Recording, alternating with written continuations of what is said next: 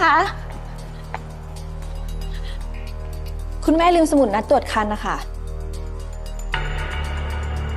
ค่ะยังไงอย่าลืมมาตรวจตามที่คุณหมอนัดด้วยนะคะได้ค่ะขอบคุณมากเลยนะคะไม่เป็นไรค่ะ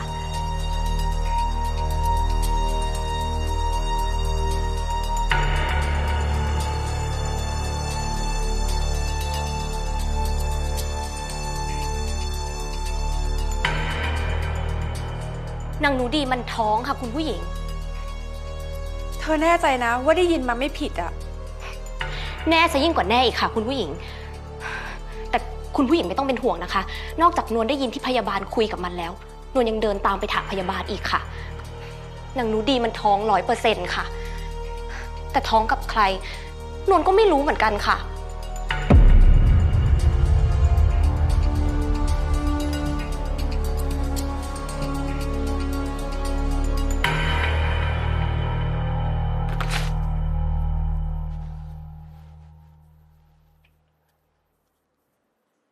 คุณออน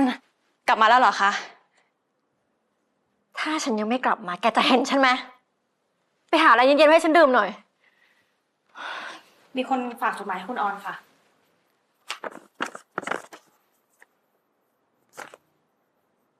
จดหมายอะไร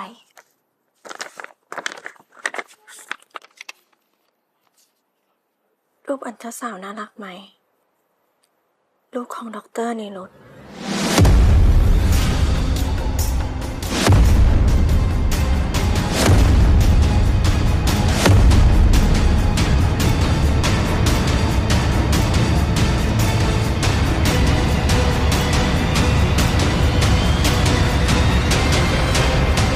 พี่ว่าแผนของน้องออนยังมีช่องโหว่อยู่ตรงที่พี่ต้องย้ายออกจากบ้านไปอยู่คอนโดแล้วถ้ามีคนรู้เข้าเนี่ยเขาจะคิดยังไงแต่ไม่เป็นไรหรอกดีนะที่พี่คิดละเอียดพี่เตรียมหาเหตุผลเอาไว้แล้ว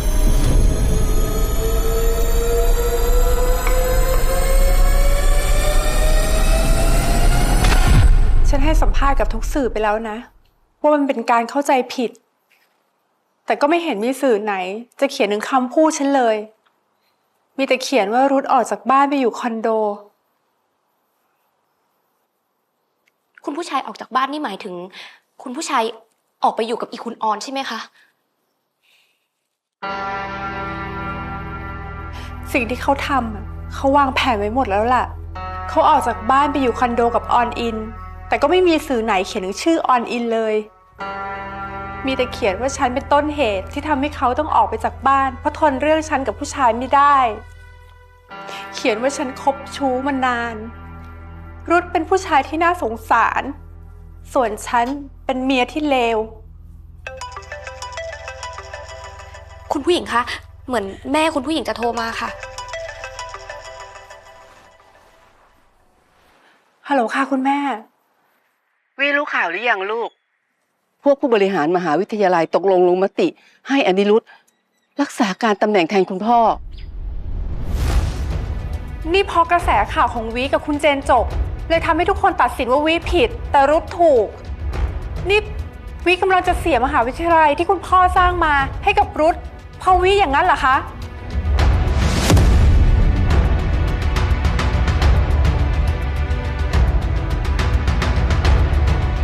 ที่ข่าวมั่วๆออกมาแบบนี้เนี่ยก็เพราะว่าอีคุณออนกับเพื่อนของมันสร้างข่าวขึ้นมาแน่เลยค่ะคุณผู้หญิงถ้าเป็นแบบนี้นะคะคุณผู้หญิงต้องไปเจอนักข่าวแล้วก็บอกความจริงไปเลยนะคะต่อให้ฉันพูดความจริงแต่ถ้ามันไม่ใช่สิ่งที่ทุกคนอยากได้ยินเขาก็ไม่เขียนความจริงให้ฉันหรอกแล้วฉันจะออกไปพูดที่เสียเวลาทำไมล่ะแล้วคุณผู้หญิงจะทำยังไงล่ะคะไหนจะเรื่องข่าวไหนจะเรื่องยีมาแอบฟังอะไรอีกล่ะฮะเปล่าค่ะหนูไม่ได้แอบฟังค่ะพอดีว่าหนูกำลังจะออกไปทำงานแล้วก็บังเอิญเดินผ่านมาตรงเนี้ยค่ะนวลเขาก็พูดไปเรื่อยน่ะเธอกำลังจะไปทำงานใช่ไหมถ้างั้นก็รีบไปเถอะยังไงฉันฝากดูด้วยนะเพราะฉันอยู่ในช่วงลาหยุดน่ะถ้ามีอะไรด่วนก็โทรมานะค่ะงั้นหนูขอตัวไปทำงานก่อนนะคะ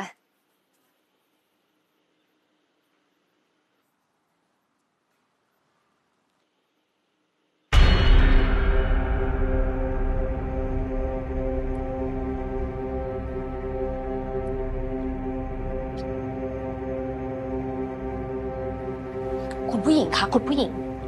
ทำไมคุณผู้หญิงไม่ถามยายนุดีเรื่องท้องไปเลยล่ะคะ เธอจะให้ฉันถามเขาว่าอะไร อ้าวก็ถามไปว่าท้องกับใครใครเป็นพ่อของเด็ก คุณผู้หญิงไม่อยากรู้หรอคะ แล้วฉันจะอยากรู้ไปทำไมอะ ก็เผื่อว่าพ่อของเด็ก อาจจะเป็นคุณผู้ชายไงคะ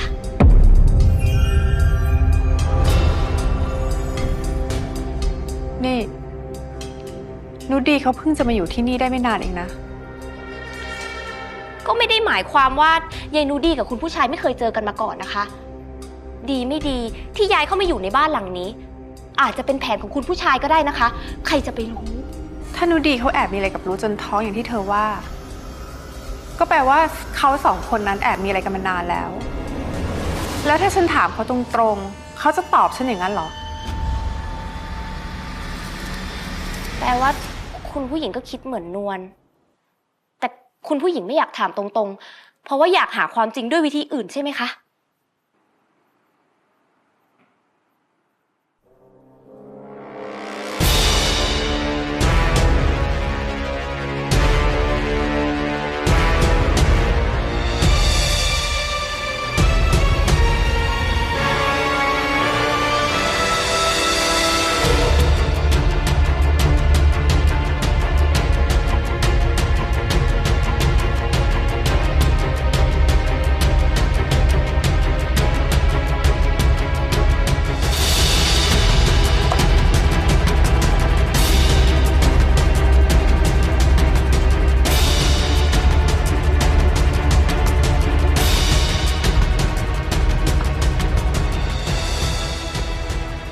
สวัสดีจ้ะ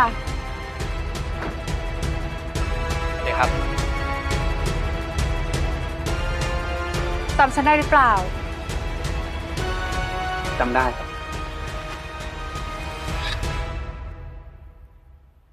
แต่งตัวกลับบ้านแบบเนี้ย ไม่ดูเป็นทางการไปหน่อยเหรอ ใครบอกคุณลุงเลยครับว่าผมจะกลับบ้าน ผมจะไปพบผู้บริหารที่มหาวิทยาลัยต่างหาก แกออกโรงพยาบาลปุ๊บ จะไปรับตำแหน่งแทนพ่อตาแกเลยเหรอทำไม กลัวจะมีอะไร มาทำให้ความฝันในการรับตำแหน่งของแกหลุดมือไปหรือยังไง เธอจะคิดว่าเธอจะเอาความผิดมาข่มขู่ฉัน แล้วฉันจะไม่ติดตามดูเธอ เลือกเอา จะให้ฉันปล่อยคลิปเธอกับผู้หญิงของเธอ ให้สังคมเขารู้ว่าสันดานเธอเป็นยังไง หรือยอมหย่ากับวิการดา เงียบ หลักฐานที่พ่อวิเคราะห์มาขู่ผมนั่นแหละครับ เขาไม่กล้าเอามาแฉผมหรอกครับคุณลุง แกเอาอะไรมามั่นใจขนาดนั้น ก็วิเขารู้ว่าเอกสารที่อยู่ในตู้เซฟเนี่ยมันเป็นของปลอม ส่วนหลักฐานการโกงของพ่อวิตัวจริงอยู่ที่ผม ถ้าเขาแฉผม ผมก็แฉเขากลับ ถ้ากล้าแลกกับผมก็เอาสิครับ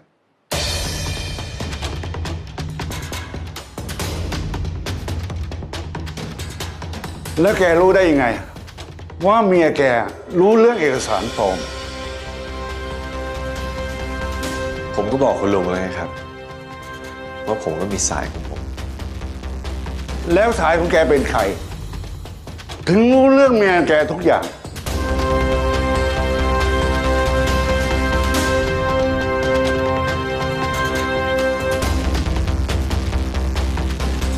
ผมไม่ได้ไปหานุดีนานแล้วครับ คุณมีอะไรหรือเปล่าครับ ถึงมาถามผมเรื่องนุดี เปล่า ฉันก็แค่เป็นห่วงนุดีน่ะ เป็นห่วง เรื่องอะไรครับ นุดีเป็นอะไรหรือเปล่า ดูเธอเป็นห่วงนุดีมากกว่าฉันอีกนะ ฉันจำได้ว่าเธอเป็นห่วงนุดีจนกล้าที่จะฝากนุดีกับฉันด้วย แล้วทำไมเธอถึงไม่ไปหานุดีล่ะ พอนุดีเขาไม่ต้องการผมแล้วไงครับ ผมเป็นผู้ชายที่นุดีฝากชีวิตด้วยไม่ได้ เพราะผมยังเด็ก ผมไม่มีงานทำไม่มีอนาคต เรียนก็จบแค่ปริญญาตรีไม่ได้จบด็อกเตอร์ ฉันว่าความรักมันไม่เกี่ยวอะไรกับระดับการศึกษาเลยนะ คนจบปริญญาตรี มีอนาคตที่ดี มีงานที่ดีทำกว่าคนจบด็อกเตอร์ก็มีมากมาย แต่มันไม่ใช่ผม เพราะผมเทียบอะไรไม่ได้เลยกับด็อกเตอร์คนนั้นอะ ทำไมเธอถึงย้ำคำว่าด็อกเตอร์บ่อยจัง หรือที่เธอไม่ไปหาหนูดี เพราะว่าเธอรู้ว่าหนูดีคบอยู่กับใคร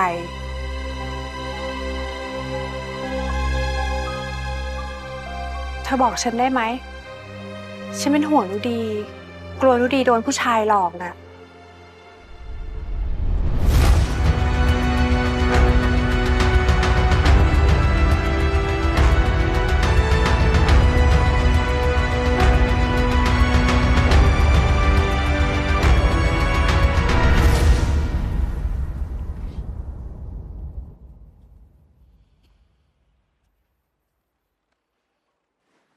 ดูอะไรอ่ะ แกเห็นอะไรล่ะ นี่มันรูปอันตราซาวน์นี่ ออน แกท้องเหรอ ไม่ใช่ของฉัน เอ้า แล้วของใครอ่ะ มีคนส่งรูปนี้มาพร้อมกับโน้ตเนี้ย รูปอันตราซาวน์น่ารักไหม ลูกของดร.อนิรุทธ เฮ้ย ใครส่งมาให้แกอ่ะ ฉันจะไปรู้ไหม นอกจากดร.วิการดา อีนวลแล้วก็อีเพื่อนของดร.วิการดา มีใครอีกบ้างที่พี่ดุษแอบไปนอนด้วยอีกอ่ะ แกก็เลยโทรหาฉันแต่เช้า ให้ฉันมาหาแก เพื่อจะให้ฉันสืบว่าใครส่งรูปนี้มาให้เหรอ ไม่ใช่ เอ้า แล้วแกให้ฉันมาทำไมอ่ะ แกรู้ไหมว่าวันนี้พี่ดุษออกจากโรงพยาบาล รู้สิ แล้วฉันก็ได้ข่าวว่า คุณอนิรุทธแย่งตำแหน่งผู้บริหารมหาวิทยาลัยจากดร.วิการดาได้ด้วย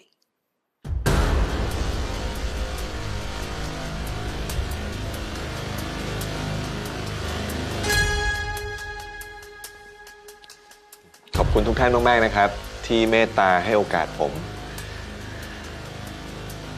แต่ผมก็ยังขอยืนยันคำเดิมนะครับว่าดร.วิการดา เธอเหมาะที่จะรับตำแหน่งแทนคุณพ่อมากกว่าผม แต่ตอนนี้ข่าวของดร.วิการดาเนี่ยมันมีผลกระทบกับภาพลักษณ์ของมหาวิทยาลัยเรามากเลยนะครับ ทางเราทราบดีครับว่าดร.ภาคภูมิสร้างมหาวิทยาลัยนี้มากับมือ ท่านคงอยากได้คนในครอบครัว ดูแลมหาวิทยาลัยนี้ต่อ พวกเราถึงไม่เลือกดร.วิการดาไงครับ แต่คุณเป็นลูกเขยถือว่าเป็นคนในครอบครัว พวกเราถึงเลือกคุณมารับตำแหน่งรักษาการแทนครับ ซึ่งเราลงมติกันแล้วว่า จะให้ดร.อนิรุทธเริ่มทำงานแทนดร.ภาคภูมิตั้งแต่อาทิตย์หน้าเป็นต้นไป ระหว่างรอกระทรวงอนุมัติแต่งตั้งคุณรับตำแหน่งอย่างเป็นทางการ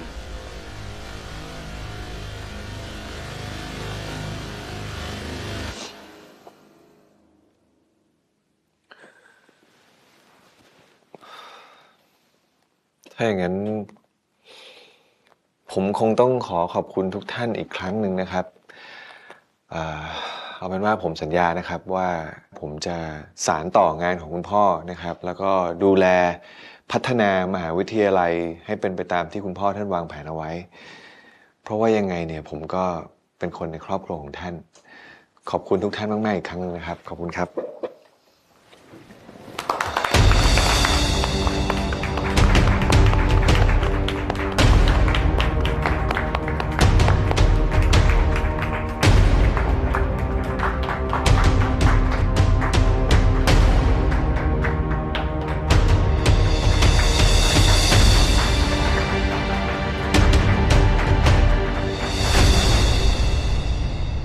เมื่อกี้ฉันโทรไปหาพี่รุธมา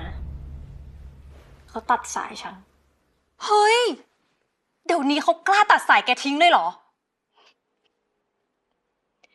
ไม่ใช่แค่ตัดสายนะแก เขายังส่งข้อความมาบอกให้ฉันเลิกติดต่อ ห้ามไปเจอเขา เพราะเขาต้องรักษาภาพลักษณ์ กลัวว่าฉันจะเป็นตัวปัญหา นี่เขากล้าว่าแกเป็นตัวปัญหาเหรอ เขาลืมไปหรือเปล่า ที่เขาแย่งตำแหน่งจากเมียมาได้ ก็เพราะว่าแกช่วยสร้างสถานการณ์ใส่ร้ายเมียเขานะเว้ย นี่ ฉันว่าคุณรุธเขามองแกเป็นของตายแล้วนะออน คนอย่างแกเนี่ยหาผู้ชายใหม่ได้ไม่ยาก แกจะทนงอเขาอยู่ทำไมวะ หรือว่าแกอยากได้ผู้ชายอย่างดร.อนิรุทธมากขนาดนั้นน่ะ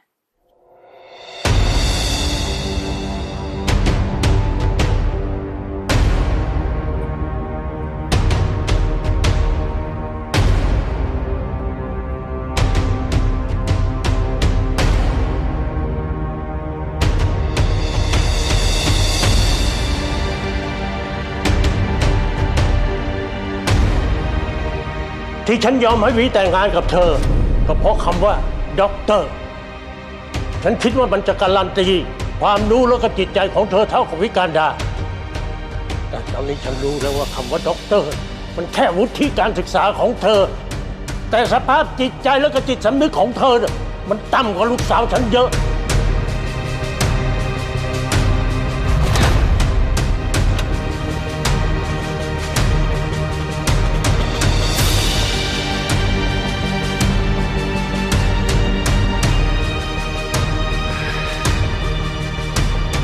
เห็นหรือยังครับคุณพ่อ ว่าตอนนี้ ผมกับลูกสาวของคุณพ่อ ใครอยู่ต่ำกว่ากัน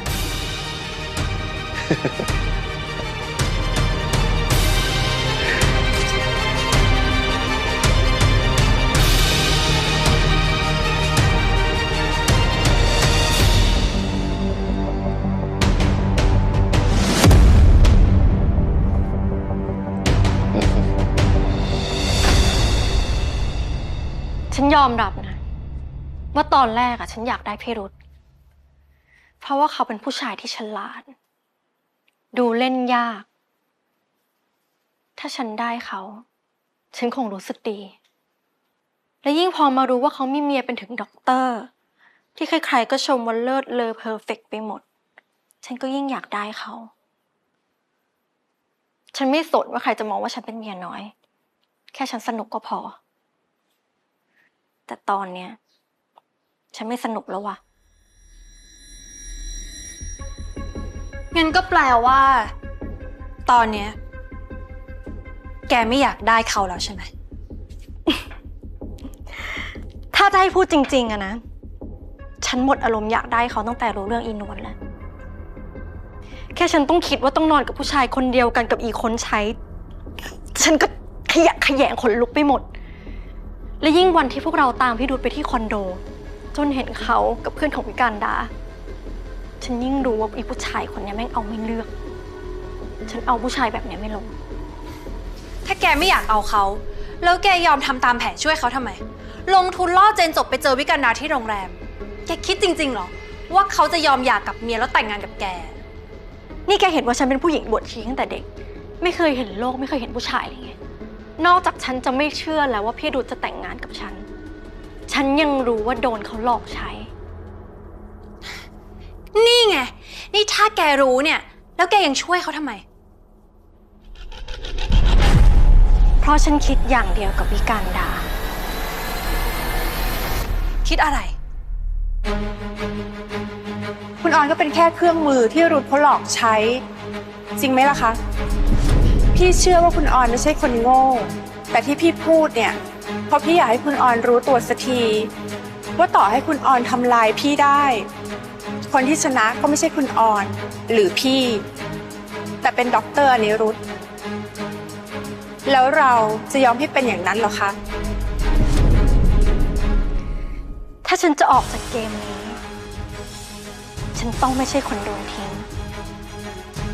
ฉันจะไม่ยอมเป็นอีขี้แพ้มันไอ้เจนจบฉันต้องเป็นฝ่ายชนะแล้วแกจะเอาชนะยังไง